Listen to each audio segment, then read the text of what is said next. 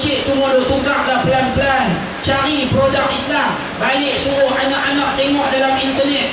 Mana ada kicap orang Islam, mana ada sos orang Islam. Tak ada main belajar kat saya. Saya ada kedai di Pulau Pinang, halal dan thayyibah. Kita jual semua produk Muslim. Mainlah nak main ajak macam mana cari barang. Jual produk orang Islam. Tu pun kadang-kadang banyak nak main beli pun. Kita jual produk Islam, dia tak main. Saya pun lah khutbah Jumaat, siapa tak pergi beli. Kalau tutup kedai-kedai ni, esok di akhirat hampa jawab di hadapan Allah. Menteri kedarah habis kan. Ni ugut, saya kata tadi saya ugut. Saya ugut pergi report polis, saya ugut. Siapa tak pergi beli, saya akan dakwa di hadapan Allah di yaumul mahsyar nanti. Oh, sudah. Ugut begitu tak boleh kenal pun.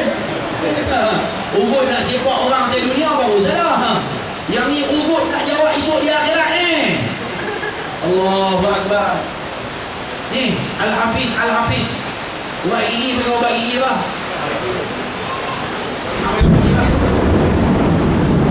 Oh dia Orang nak main gigi hujan ni tu hebat.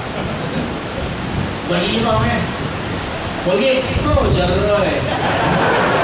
Ada pakai ubat gigi apik memang. Macam mana jadi Al-Hafiz? Lu Al-Hafiz itu dalam Colgate tu ada apa? Ada salah satu dia punya bahan apa? Florida. Ubat gigi Florida tu tuan-tuan, kajian dibuat oleh seorang profesor di barat. Florida tu kalau siapa nak guna, walaupun guna kat gigi, Florida tu kesan dia boleh jadi barah otak. Sebab tu hak jenis orang tua-tua, hak jenis pakai Colgate masa muda-muda, main tua-tua ni jadi otak lah orang tu ya. Cuba tengok. Kalau dia daripada muda nak pakai Colgate kan, main tua je tak ketahuan, semayang pun tak ketahuan, kuliah masjid surau pun tak ramai. Tu semua barang otak tu. Adik-beradik barang otak tu. Punca je lah, pasal pakai Colgate tu. Kepala otak dia buka mata dia teringat Colgate. Silap-silap hari bulan boleh mimpi pakai Colgate pun dalam mimpi pun. Ni pakai bagi lah Colgate lah. Kamu hantuk kepala mana dulu. Pakai bagi lah Colgate juga. Colgate juga. Lain pakai bagi gigi lain lah. Angkat tangan. Mukmin kalau pakai mukmin. Siapa pakai ubat gigi mukmin angkat tangan. Semua. Siapa pakai ubat gigi mukmin angkat tangan. Silakan siapa pakai ubat gigi mukmin angkat tangan. Silakan siapa pakai ubat gigi mukmin. Tinggi lah sikit bagi semangat kat kawan-kawan lain. Allah. Lagi. Angkat tinggi siapa pakai ubat gigi mukmin. Untuk pengetahuan tuan-tuan, ubat gigi mukmin apa punya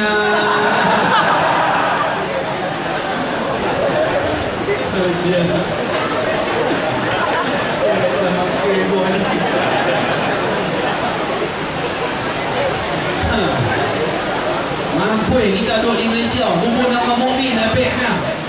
Tak ada kawalan je dia ke? Ubat gigi apa pakai? Siapa pakai ubat gigi halal je? Angkat tangan. Tak boleh angkat lah. Siapa pakai ubat gigi halal je? Angkat tangan. 1, 2, 3, 4, 5, 6, 7, 8, 9, 10, 11. Ada lagu dalam 15 orang. Untuk pengetahuan tuan-tuan, ubat gigi halal je. Antara ubat gigi yang saya boleh katakan ubat gigi halal. Boleh? Nama mati lah.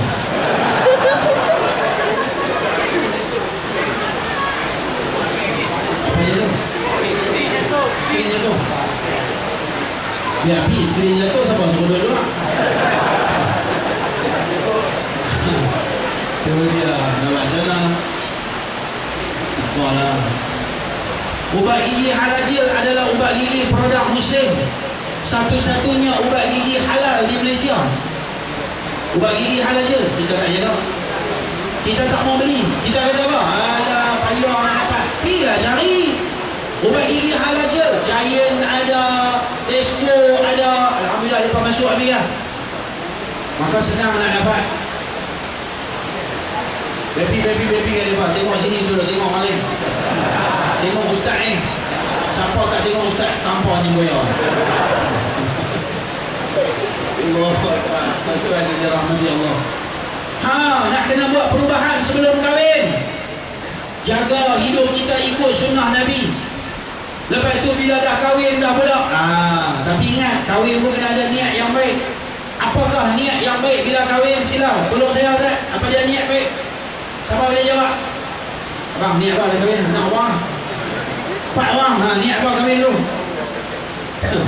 Oh, sini tak tahu niat. Bagi kahwin je. Tu dia bagi kahwin ikut dia. Boleh tu. Kena ada niat. Apa dia niat baik? Untuk apa? Untuk bahagia. Abang kita kahwin untuk bahagia. Bahagia? Kita tak bahagia. Allah Akbar. InsyaAllah doa mudah-mudahan bahagia. Okey, kahwin kerana nak bahagia. Bahagia ada bini. Bini tolong kita, kita tolong bini, hidup bahagia. Ada anak pakai sayang. Pimai-pimai aku hangku kan. Bahagia. Okey, satu. Niat apa lagi? Kahwin. Awak ni. Coba kahwin nunjuk apa tuan? Bang, kahwin lah. Anak orang. 2 orang baru. Adik 4 di veteran cik. Niat apa kahwin? Niat nak zuriat. Dalam kitab dia kata nak memperbanyakkan umat Nabi Muhammad. Bagus. Niat ikhlas tu kira termasuk niat ikhlas tu. Niat-niat yang baik. Niat kerana nak memperbanyakkan zuriat Nabi Muhammad. Abang kahwin ke? Kahwin lah. Anak orang. Baru seorang. Ni lagi muda ni. Okay. Niat untuk apa kahwin? Kau cabang dia kita tadi kat kahwin badan dia. Apa dia? Ikut sunnah Rasulullah. Nabi Muhammad kahwin. Nabi Muhammad kata, siapa tak suka kepada perkahwinan, dia bukan daripada umat aku. Tak kahwin tak apa lagi, tapi tak suka kepada sunnah Nabi, kepada perkahwinan, berarti dia bukan daripada umatku. Nabi kata kahwin. Hak mana dia tak kahwin lagi? Kahwin kerana nak ikut sunnah Nabi. Okey, Islam tak suruh supaya bujang sampai tua. Itu tak dibenarkan dalam Islam. Ada kemampuan kahwin. Silakan abang sebelah kahwin untuk apa?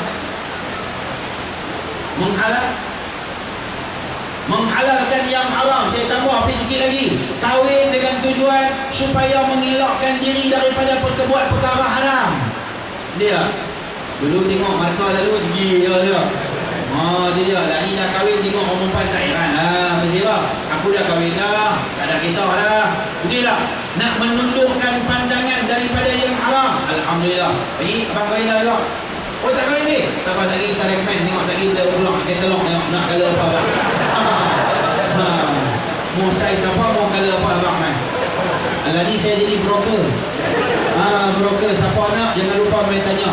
Tapi dia ada dia punya apa? Orang panggil apa, dia ada 25% tuan penasihat. Itu jangan lupa. Okey. Kahwin, mana dah kahwin lagi? Silakan, mana kahwin? Abang dah kahwin lah. Apa tahu ni Pak ni veteran. Siapa lagi? Kahwin, apa niat kahwin ni? Kahwin kerana Allah suruh dan suruh. Lillahi ta'ala, nak dapat redha Allah. Allahu Akbar. Itu semua niat-niat yang baik. Maka bila kita dah ada niat-niat yang baik dah kahwin, alhamdulillah. Bila kahwin, masa hari perkahwinan, buatlah kahwin cara Nabi Muhammad. Macam mana cara Nabi Muhammad kahwin? Nabi Muhammad kenduri dia kecil saja. 2 keping roti, seketul daging. Hari ni orang buat kenduri berapa? Sekok lembu. Tak apalah, mampu buatlah. Tak apalah. Ni bukan cerita mampu, bapak pada mampu pun tak ada. Walaupun kita berkemampuan lebih-lebih, tapi jangan sampai membazir. Jangan sampai niat kita nak abang ke orang. Anak aku kahwin 10 ekor lembu. Jadi buat baik. Jangan sampai lagu tu. Jangan sampai nak bermegah-megah dan berbangga. Nabi Muhammad buat kenduri kecil je. Syarat buat kenduri kerana nak abang ke orang, kata dia pada kahwin. Buat kenduri bihun pun tak apa. Pergi market beli bihun orang Islam, balik beli toge orang Islam, beli cilibo orang Islam punya, beli kicap orang Islam punya, beli tokor orang Islam punya. Balik pergi goreng, buat main kat surau, buat main kat masjid, buat kenduri, buat tahlil, doa selamat. Apa masalah? Kan senang. Save cost. Senang. Itu dia. Saya senang. Tiap-tiap tahun saya buat korban banyak. Kadang-kadang 30 ekor, 50 ekor saya buat. Saya panggil anak-anak muda yang nak buat kenduri, amai. Aku bawa keluar lembu, ni banyak orang bagi lembu ni. Kita buat kenduri 3-4 ekor, hang panggil adik-adik hang. Buat kad, main di sekolah ustaz. Pengantin main duduk situ, pelamin semua tak ada. Pelamin semua tak ada. Duduk pengantin, duduk sambut orang. Pengantin perempuan, duduk belah perempuan, pengantin lelaki, duduk sebelah lelaki. Tapi elok bagi kat ustaz lah. Masih buat di sekolah ustaz kan. Yang belum masuk kat ustaz lah. Mula hang sambak tu. Sekali lagi bagi kat ustaz. Yang tu ya. Lembu apa pula. Mana boleh yang belum hang balas. Oh banyak cantik. Balas semua. Mana haji kan. Seorang sikit lah. Untuk semula. Untuk anak-anak yatim dalam peliharaan saya. Sebut anak yatim baru teringat tabung duduk dalam sebelah saya. Tolong ustaz. Ni tabung untuk anak-anak yatim dalam peliharaan saya. Di kami punya ma'at tahfiz. Duk ada ramai, duk ada puluh-puluh orang. Tuan bagi seorang sikit. InsyaAllah mudah-mudahan Allah balik. Nabi kata sayang pada anak yatim kerana aku daripada anak yatim. Itu Nabi yang kata. Nabi Muhammad pun anak yatim. Sebab tu dia faham macam mana jiwa anak yatim. Tolong Ustaz. Jangan duk bagi dia duduk saja. Pusing habis semua. Lagi tak kebun dan tabung besi Ustaz ni. Tu suruh balik lagi. Tuan-tuan yang dirahmati Allah sekalian, bila dah kahwin ikut sunnah Nabi, bila buat kenduri silakan kenduri, tapi jangan duk buat bersanding tiru cara-cara Hindu. Abang kahwin dulu sanding tak? Tak sanding? Berapa orang di sini hak kahwin dulu tak sanding angkat tangan? Angkat tangan.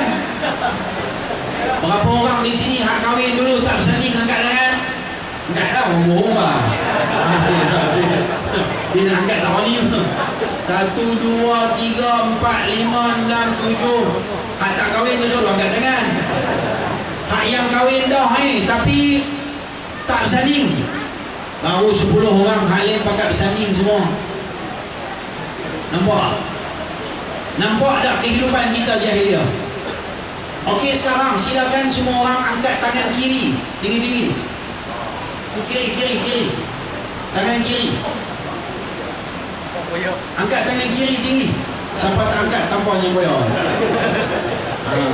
Okey, kawan-kawan yang ada sebelah-sebelah, tolong tengok tangan kawan kita. Tengok kanan kiri kawan sebelah-sebelah. Tengok pusing-pusing kepala baik. Silakan pusing-pusing kepala baik. Tengok tapak tangan dia, tengok seluruh tangan dia. Silakan angkat. Siapa tak angkat tampaknya boya. Tu di luar angkat tangan kiri. Angkat tangan kiri. Tinggi. Okey. Sekarang ni kita tengok tangan kawan-kawan kita. Yang mana pakai jam tangan kiri. Okey, betul tangan. Abang agak dia. Buka sekarang buat tangan kanan. Tak ada tampaknya boya. Itulah jahiliah. Kata nak ikut Nabi, jam pakai tangan kiri macam setan. Minta maaf tuan. Islam suruh kanan bukan kiri. Amalan hidup kita semua kanan bukan kiri. Saya pun dulu pakai jam tangan kiri. Sekarang ni tak pakai. Sekarang saya semua buat tangan kanan. Saya lagi teruk. Saya kidal. Semua kerja tangan kiri. Tulis tangan kiri. Buat kerja apa semua tangan kiri. Umur 30 dia duduk di Al-Azhar. Syekh tengok tulis kitab tangan kiri. Syekh kata ni kaldai dia kata tulis tangan kiri.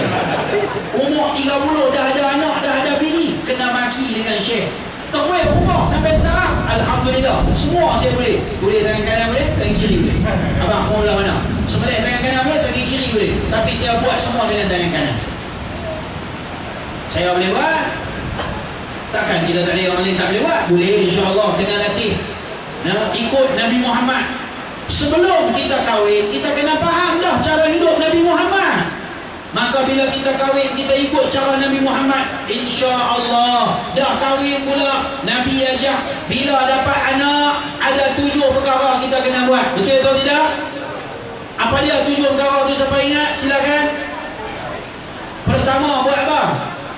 Hari pertama kelahiran, azan telinga kanan, qamat telinga kiri. Baik anak lelaki, anak perempuan sama ya. Betul atau tidak? Tak payahlah minta speaker masjid ya. Pergi duduk sebelah kepala baby tu, azan belan-belan. Allahu Akbar. Tak payah buat lagu-lagu. Sekali pergi duduk buat Imam Mekah pula. Allah.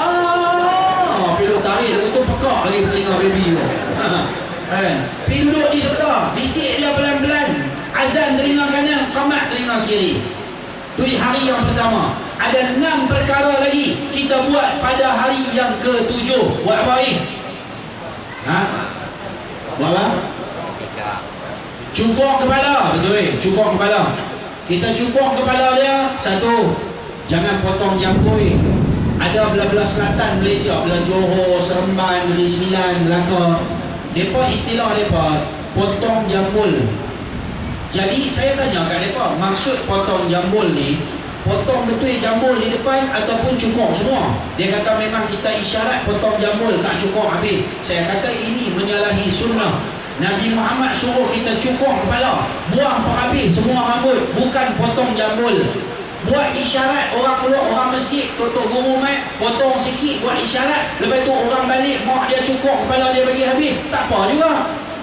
Yang ni tak, memang potong jambul betul sikit je.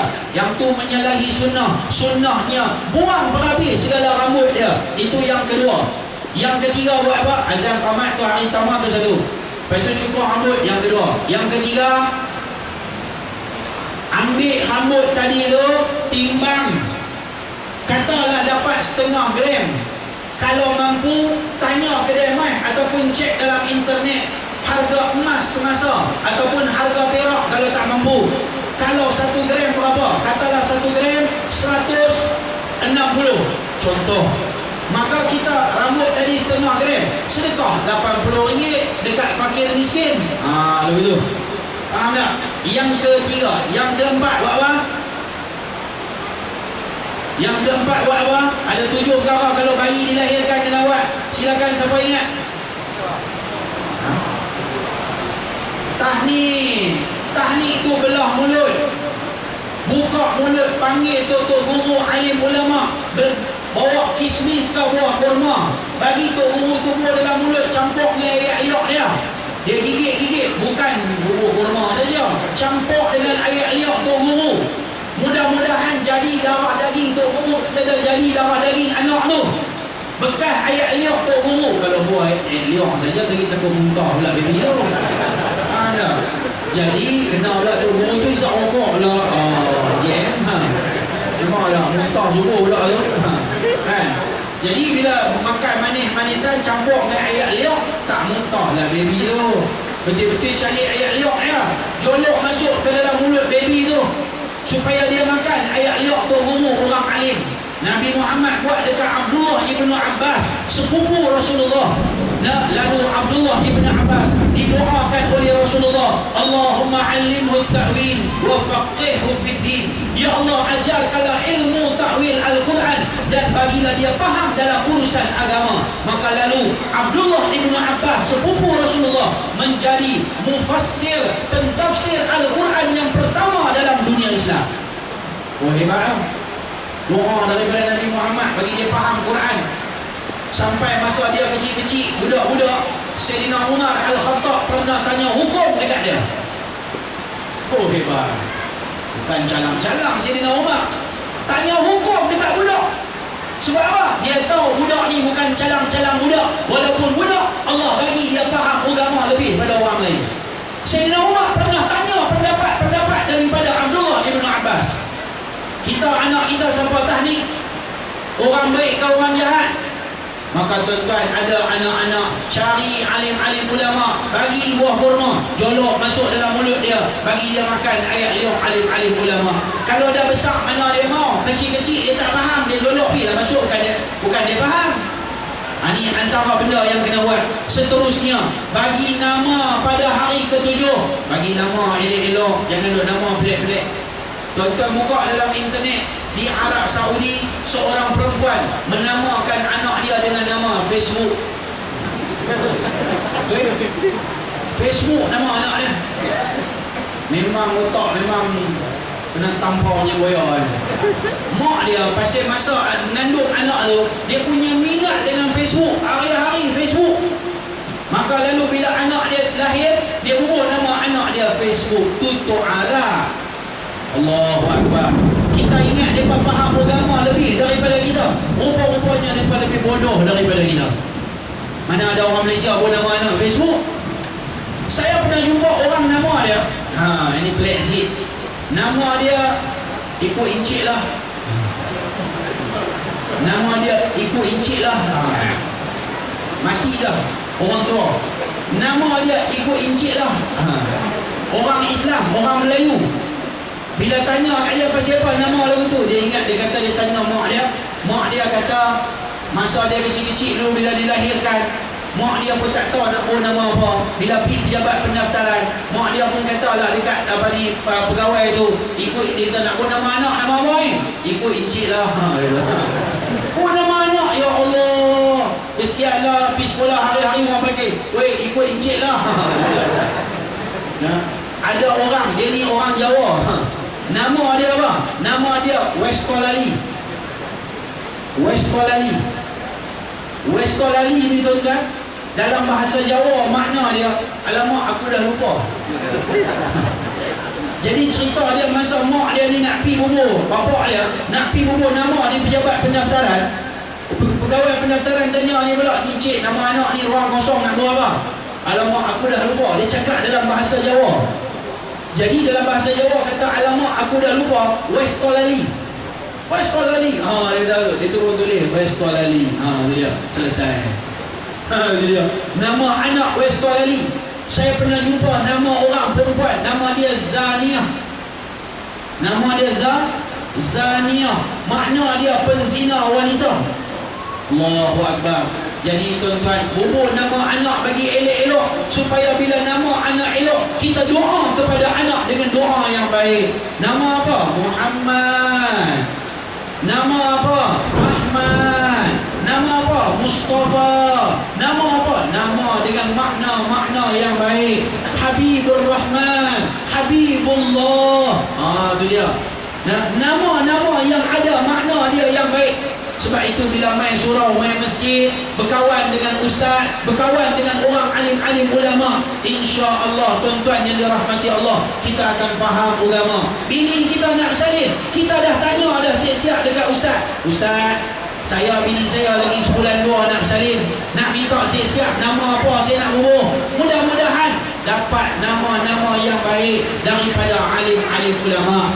Antara lain perkara yang kita kena buat pada hari yang ke-7, iaitulah khitan, potong kemaluan dan kulit lebih yang ada pada kemaluan anak kita, baik lelaki, baik orang, baik yang perempuan. Ini sunnah Nabi, khitankan anak pada hari yang ke-7.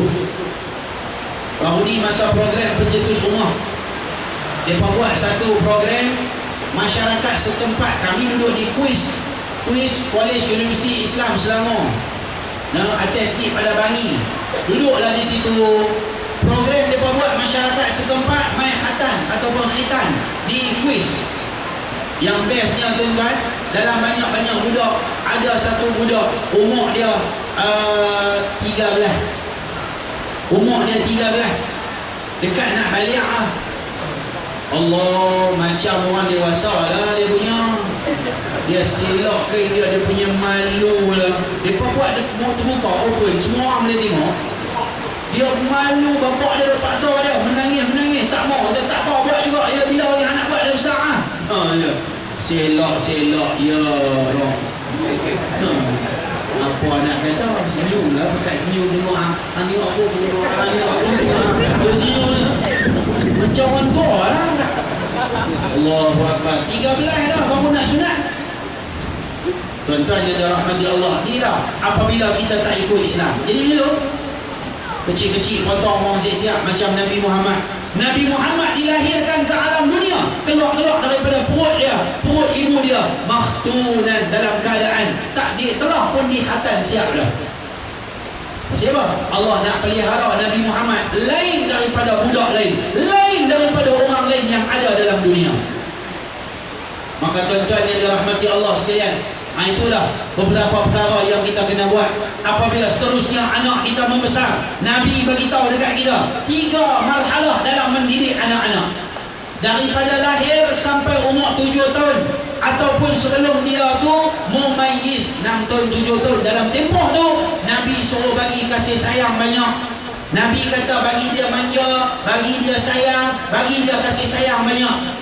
Masuk marhalah kedua, bahagian kedua daripada mumayyiz. Mumayyiz ni kira pandai pakai baju seluar sendiri, pandai berak sendiri, basuh berak sendiri, pandai suap makan sendiri. Itu nama dia mumayyiz. Umur 5-6 tahun dah mumayyiz dah. Paling lewat pun insya-Allah 7 tahun dah mumayyiz dah. Daripada 7 tahun sampai 14, dalam tempoh mumayyiz sampai balik, maka Nabi suruh kita bagi adab dekat anak-anak kita. Macam mana cara makan, ikut Nabi Muhammad. Macam mana cara minum, ikut Nabi Muhammad. Macam mana cara qada hajat, nak kencing berak, cara Nabi Muhammad. Macam mana nak tidur, cara Nabi Muhammad. Layak mana layak. Sebelum kita balik, anak kita kena reti dah. Sebab tu anak kecil-kecil kena hantar pergi tadika Islam, supaya anak kita faham macam mana ikut cara Nabi Muhammad. Nah, ada satu budak saya jumpa baru ni di Pulau Pinang. Duk cerita pasal kanak-kanak ni, depa main cerita ustaz. Satu budak ustaz ni, jiran sebelah rumah saya, anak dia elok-elok duk belajar di tadika Islam. Tiba-tiba bapak dia kata tak bagus tadika Islam, hantar pergi tadika Cina. Pergi duduk di tadika Cina ni Pulau Pinang ni. Duduk di tadika Cina. Dia ni jiran sebelah-sebelah rumah, anak dia pakat-pakat duk main dengan aku. Dia tanya anak dia, cik dia belajar sekolah mana lah ni? Tu tadika Cina punya. Pasal apa pergi situ? Tak tahu, abah suruh pergi situ, abah bawa pergi. Best tak duduk di situ? Dia kata tak best. Dulu dia kata masa duduk di tadika Islam, kencing, nak pergi kencing, ustazah bawa. Ustazah dia suruh baca doa sebelum masuk tandas, dan dia suruh baca doa lepas daripada keluar tandas. Dia suruh kencing duduk. Kalau makan dia suruh baca doa, makan doa selepas makan. Tapi lah ni, budak tu abang cara dia kan. Lah ni dia kata pergi di sekolah kencing berdiri, dia kata. Dah sekolah Cina, mana ada Cina kencing duduk. Mak bapak dia kencing berdiri, macam lembu weh. Mak bapak dia kencing berdiri. Tak tahulah kalau perempuan kencing berdiri guna kan. Tapi dah tak faham agama. Anak pun yang begitu. Allahu Akbar. Sebab tu tuan-tuan, seorang ulama terkenal di tanah Melayu, dia mati, dia orang Indonesia, dia mati di Thailand, tapi dia besar di Mekah. Namanya Syekh Abdul Qadir Al-Mandili. Guru kepada guru-guru saya. Kata dengan Syekh Abdul Qadir Al-Mandili, dalam satu kitab, dia karang satu kitab khusus ada dengan saya. Dia cerita hukum menghantar anak-anak ke sekolah orang kafir. Dia kata haram. Kita anak-anak kita kecil-kecil pergi tengok Pulau Pinang, hantar tadika Kristian, hari-hari belajar agama Kristian, cara hidup Kristian.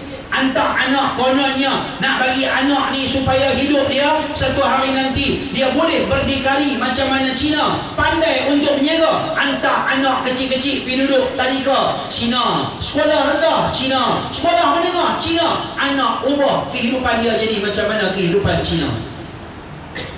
Allahu Akbar. Sini ada tadika Cina.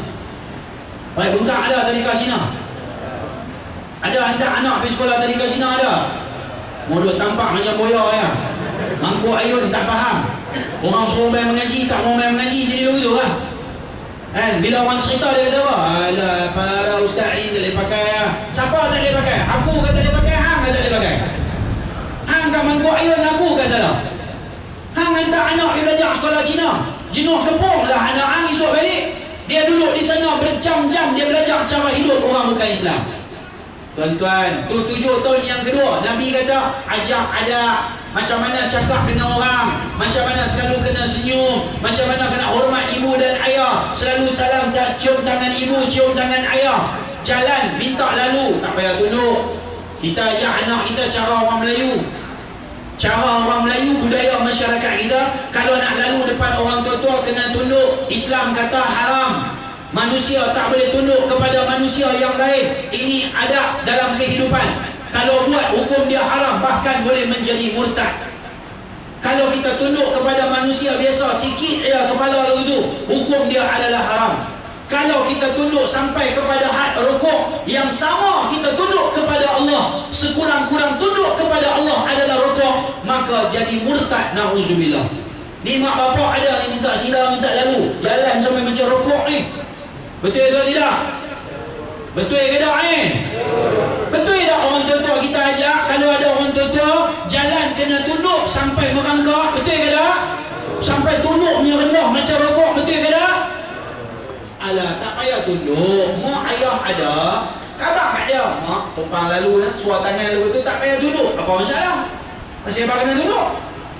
Siapa-siapa tunduk dekat mak ayah dia sampai kepada had nampak macam rokok, hukum dia murtad, keluar daripada Islam, kena mengucap balik 2 kalimah syahadat.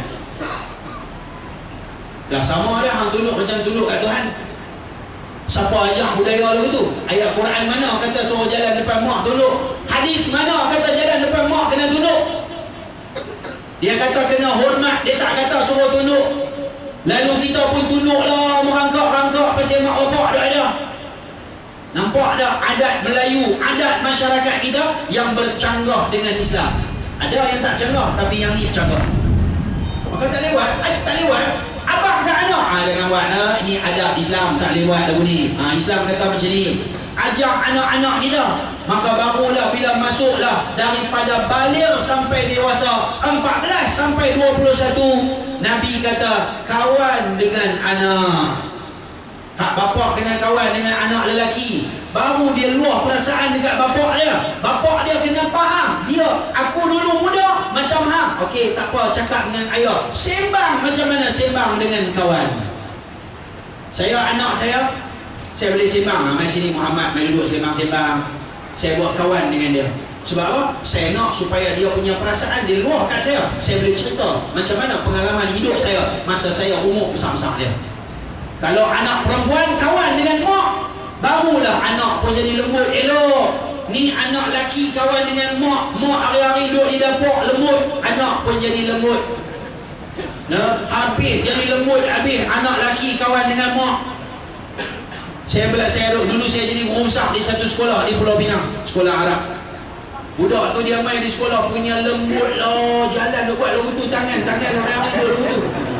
Saya tengok pun dia rimah. Satu hari tok dia main, ustaz minta tolong ustaz, ni cucu saya ni duk kawan dengan mak dia hari-hari, ustaz tengok sampai jadi lembut. Lah saya pelukor budak tu, hari-hari saya suruh dia kawan. Hari-hari 7.45 sampai pukul 8, 15 minit hang kena kawan. Dia duk jalan bungkuk, duk gerak dengan perempuan ni, bukti dulu. Saya kata hanya hang jalan, saya tak mau bungkuk bergerak, hang jalan dia tu. Nampak bungkuk pun dia bagi rotan ni. Saya gempak ya. Dia boleh buat pun saja lah. Dia jantan bukan perempuan. Saya suruh dia main takraw masa rehat dengan budak-budak. Dia sepak kena betis. Lepas seminggu dia pandai dah main takraw. Alhamdulillah, keras elok pun. Mau didik lagu tu jangan bagi muka. Nabi kata dalam satu hadis, Allah Ta'ala laknat lelaki menyerupai wanita, wanita menyerupai lelaki. Duk belah anak-anak jadi donat lagu ni. Tahu donat? Pak Haji tahu donat? Pak Haji? Tahu? Tahu? Dulu dia panggil sutun. Sebelum benda tu ada macam-macam istilah. Ada panggil darai, ada panggil pondan. Hak bahasa sebelum ni dia panggil sutun. Ni paling baru sekali, paling latest, dia panggil donat. Dia panggil bukan donat, dia panggil betul-betul cok dia. Dia keras-keras lembut kan. Bohong ya. Saya di Pulau Pinang ada satu ceramah, ada satu kelas khas untuk donat-donat. Nak ceramah kat mereka pukul 3 pagi, mereka shift malam semua. Jadi mereka je main pakai bra, pakai skirt padu. Assalamualaikum Ustaz. Allah, geram ni sampai nak buat pendapat tu. Tapi tuan-tuan, mereka donat mau mengaji. Kalau tuan-tuan tak mau mengaji, memang cerai lah. Dia donat dia mengaji. Saya tak ada masalah, pukul 3 pagi saya pergi mengajar jauh-jauh. Duduk atas jambatan. Oi, kumpul mereka. Aku duduk on the way lah, 2.30 ni. Pukul 3 aku berjumpa. Dia. Pukul 3 singgah Queen's Bay. Tu dia pakai duduk ramai-ramai mengajar. Mereka biasalah, semua shift malam kan. Mereka pukul 3 orang mengajar. 3 sampai pukul 4, lepas tu mereka balik pergi tidur. Tak, hidayah Allah Ta'ala nak bagi. Mereka mau mengaji tu kira dah bagus ya. Bila mudah-mudahan Allah bagi buka pintu hati. Tapi saya nak abang tuan-tuan, kadang-kadang mereka lebih pandai daripada kita. Soalan mereka tanya, kau punya soalan. Kita ni mengajar jadi ustaz, kita tahu ni level ni bukan calang-calang level. Soalan ni kira level tinggi dah. Bukan baru nak start, ni kira level nak pergi jadi ustaz dah ni. Maknanya mereka ada pengetahuan agama, tetapi mereka saja buang agama dan mereka hidup dengan cara hidup tidak beragama. Tuan-tuan yang dirahmati Allah sekalian, Nabi kata kawan dengan anak, bila dia dah dewasa, akal dia dah panjang, dia mampu berdikari. Ketika itu kita dah bagi agama, dia akan bawa diri dia dengan bawaan yang baik. Walaupun pergi duduk Kuala Lumpur, mak bapak dia tak ada, dia tahu nak berkawan dengan siapa, dia tahu nak bawa diri dia. Tuan-tuan, kalau tuan-tuan pergi duduk di Kuala Lumpur, tuan-tuan tengok anak-anak kampung, duduk di sini, balik kampung, jalan lemah lembut. Nah, macam mana anak kampung, tanya kampung mana? Ni apa kamu? Tanah kebun. Tanya-tanya ni adik-adik kalau kampung mana? Saya kampung Tanah Kebun. Tanah Kebun mana? Parit Buntang. Parit Buntang. Tengok-tengok duduk di Kuala Lumpur, balik main kampung bagus lah. Perempuan Melayu terakhir dengan tudung dia, dengan pakaian dia cara ala-ala Melayu. Tapi duduk di Kuala Lumpur, Masya Allah, dengan pakaian dia yang belah sana belah sini. Tanya anak-anak, anak kampung Parit Buntang, duduk di bandar, dia lupa pada agama. Hari itu beberapa tahun yang telah lalu, satu budak perempuan mati di Kuala Lumpur. Masuk dalam paper, masuk dalam berita. Satu budak perempuan 20-an mati di Kuala Lumpur. Mak dan ayah dia duduk di Sungai Petani di Kedah. Bapak dia tu imam, mak dia haji hajah, bapak dia haji, mak dia hajah. Nah, orang dah pergi haji, tapi dia tak tahu apa anak dia buat kerja di Kuala Lumpur. Tiba-tiba anak dia mati di Kuala Lumpur. Setelah dibuat bedah siasat, ada 6 jenis air mani di kemaluan anak dia. Mati penat layan 6 orang sampai mati.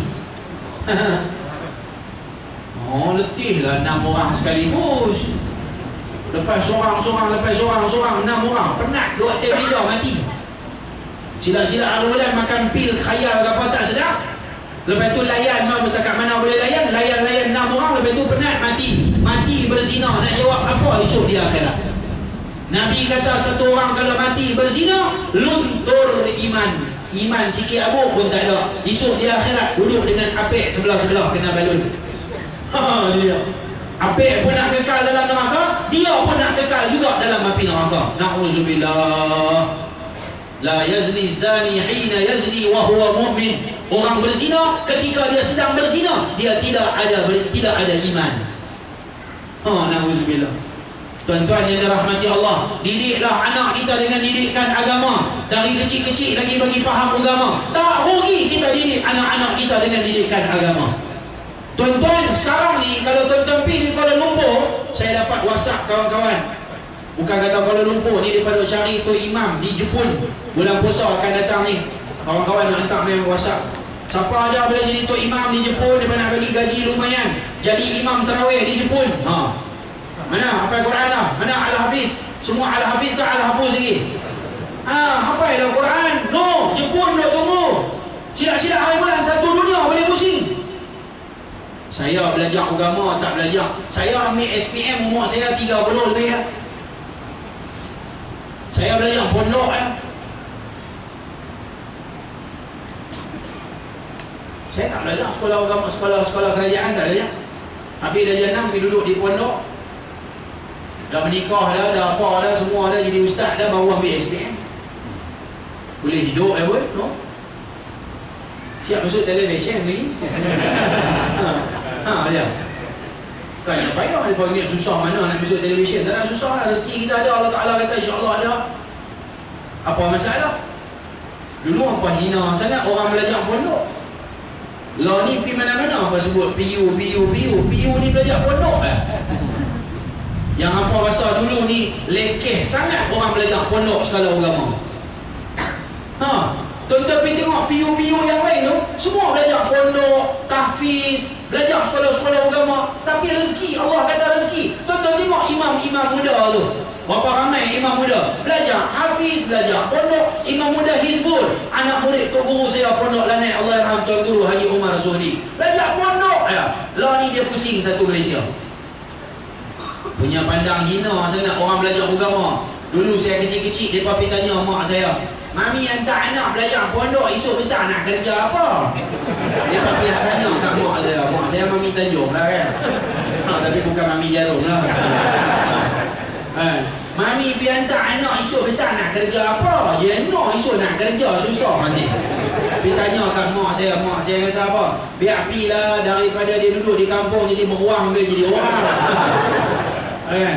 Tuan-tuan, alhamdulillah. Tengok kita pergi belajar pondok, alhamdulillah Allah bagi rezeki kita. Allah dah tulis siap. Ingat, umur 4 bulan dalam kandungan ibu, Allah dah habaq kat malaikat. Pergi tulis rezeki dia, jodoh dia punya untung baik salah baik buruk, tulis siap dah. Tak payah takut.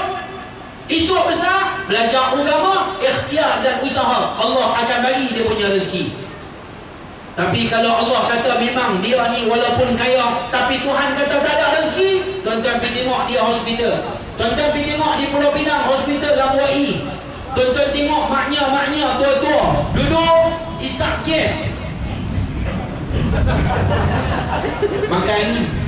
Ini orang main makan angin. Duduk. Saya pergi ziarah orang sakit, saya kata tu dia. Tanya ni suami dia, Tan Sri. Hebat. Tanya suami dia, dia orang hebat-hebat lah, orang ada duit lah, orang mega-mega lah. Tidak ada duit lah. Tapi duduk di hospital makan angin. Ni Tuhan kata tak ada rezeki. Rezeki ni benda kita boleh pakai, benda kita boleh makan, minum, itu nama rezeki. Kalau takat duk ada aja dalam beg, itu tak nama rezeki. Faham tak? Belum tentu rezeki kita boleh jadi rezeki orang lain. Ni duit, tidak ada duit tapi makan angin. Allahu Akbar. Sial. Tuhan kata duit banyak-banyak bukan rezeki dia, rezeki anak dia boleh jadi. Allahu Akbar. Sebab tu jangan pandang hina pada orang belajar agama. Sekarang ni mana-mana masjid tuan-tuan pergi Pulau Pinang pun cukup lah. Tak usah pergi Kuala Lumpur. Kalau takat hafal 30 juzuk koman gaji 2,000 sebulan. Tu koman. Satu hari pergi 2 waktu dah jadi tu imam.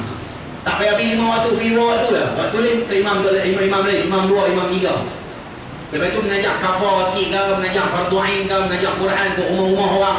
Tu pun 3-4 ribu. Pergi duduk Kuala Lumpur 10,000 sebulan. Ustaz jadi tu imam ya, pakai alpat. Saya ni garuh kepala. Saya kata tu imam. Ya, saya kerja, saya mengajar rumah-rumah, mengajar Quran, mengajar mengaji budak-budak. Petang-petang kelas kafar, betul tu imam. Alhamdulillah Ustaz, sebulan 10,000 ada Ustaz. Sebulan 10,000? Kemudian pakai alpat. Kita sini duduk sini kerja kita mampu mati hidup balik tak ada pakai alpat. Duk melipat saja. Tuan-tuan yang dirahmati Allah, sebab tu saya katakan jangan pandang hina orang yang belajar agama. Bila dia belajar agama, Allah jamin dia punya rezeki dia. Dalam satu hadis Nabi kata, man talabal ilma takaffalallahu lahu birizqi. Allah jamin orang belajar agama dia punya rezeki. Adik-adik semua semangat belajar agama. Jadi betul-betul al-hafiz, lepas tu belajar jadi orang alim. Jangan takut, tak payah fikir bab dunia, tak payah fikir dunia mai cari kita. Jangan fikir bab dunia, jangan fikir aku nak kerja apa satu hari, apa aku nak buat. Jangan fikir, bukan masa dia lagi. Sekarang masa menuntut ilmu. Belajar dulu bagi pandai, belajar dulu bagi hafal Quran. Insya-Allah dia cari kita. Allahu Akbar. Saya nak cerita lebih-lebih tak mau tuan-tuan. Tapi saja saya nak kongsi dengan tuan-tuan. Keluar daripada PU ni, Allahu Akbar. Dia main macam-macam ujian. Main nak minta jadi pengarah urusan, pengarah ahli lembaga, pengarah betul dia. Sambut belum tak. Walaupun nampak duit, tapi kadang-kadang fikir balik, tak mampu lah, biar tak apa, insya-Allah. Allah Ta'ala bagi rezeki balik. Tapi nak abang kata insya-Allah jaminan rezeki, tak payah takut. Ngaji pondok ya. Saya teringat satu hari saya bawa kereta di Pulau Pinang. Kan belakang kereta orang buat lekat stiker-stiker kan. Stiker-stiker universiti. Jadi UKM, UM, UUM. Satu orang saya tengok dia punya plastik. Ngaji pondok je. Dia bagus. Pondok pun universiti ke? Allahu Akbar tuan-tuan. Sebab itulah tuan-tuan, tak rugi manusia-manusia yang faham agama. Hidup dia daripada dunia sampai ke akhirat. Allah bagi keberkatan. Maka tuan-tuan, saya nak minta adik-adik kita buat nasyid sikit sebelum kita berhenti ataupun tangguh dulu majlis kita. Dan sebelum itu, saya nak bawa zikir sikit, seorang sikit dan tuan-tuan semua baca bersama dengan saya. Boleh tak? Tak baca baca cerai. Siapa tak baca tampaknya boyong. Mana tabung sekolah anak yatim saya tadi? Jangan duk biar bang tu seketui lah, tuan-tuan. Tolak bagi dia jalan. Duk buat keras begitu je memang. Pada dia. Tolak Ustaz. Tengok tabung main, mulut buka mata dia duk buat lena. Tuan-tuan yang dirahmati Allah, mana adik-adik, mana kumpang mana? Okey, pegang di tangan. Pegang orang siap standby, tak elok kedap tu kan kali apa ni ah. Tak lagi kita nasi orang ramai. Kita buat hanana lagi sekali boleh. Dia tak faham apa dia hanana ni. Oi, hanana apa? Ha? Ya hanana tu dia. Apa faham tadi depan ni belakang ni makcik-makcik. Abang-abang ni. Ya hanana apa ya hanana? Apa? Beruntungnya kami. Tahu pun.